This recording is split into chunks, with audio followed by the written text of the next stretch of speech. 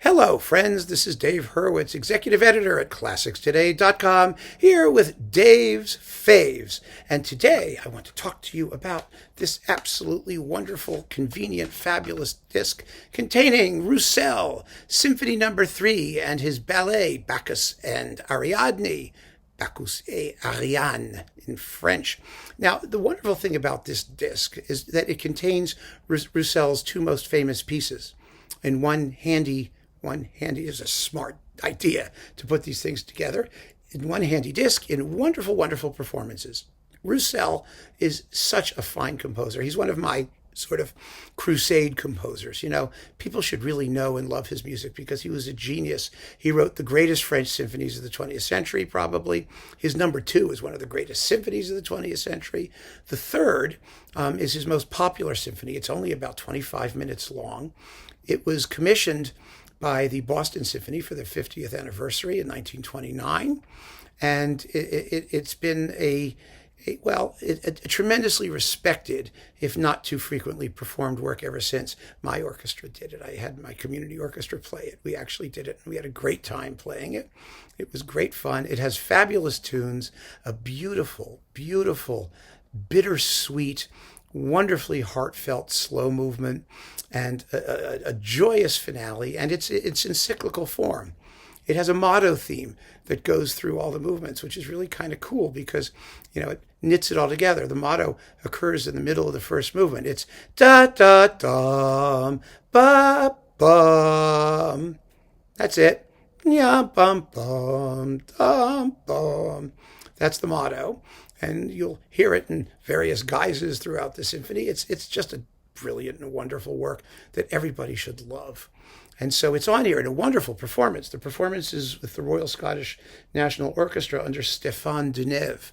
Now, Roussel also wrote 3 first-rate ballets. The Spider's Feast, which I love. It's all about insects, you know, munching on each other. And then Aeneas, which is a ballet with chorus, which is later, on the Greek mythological subject of Aeneas, you know, Siege of Troy and Dido and all of that stuff.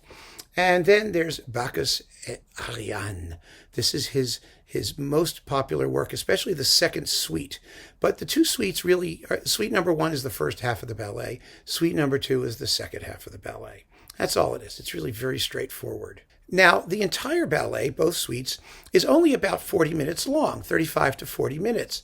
In other words, it's as long as your average decent symphony, full-length symphony. So it's an ideal second half piece for a concert program. You can play it as a concert work straight through, just like people do Stravinsky's Firebird or The Rite of Spring, except that it has the most fabulous ending. Oh my goodness, it's magnificent. The second suite builds to this huge orgy, this bacchanal with this glorious conclusion, and it has beautiful tunes in it. And, you know, Roussel's music, his mature music, is very rhythmic. It's full of those, what you might call neoclassical or neo-Baroque rhythms, you know,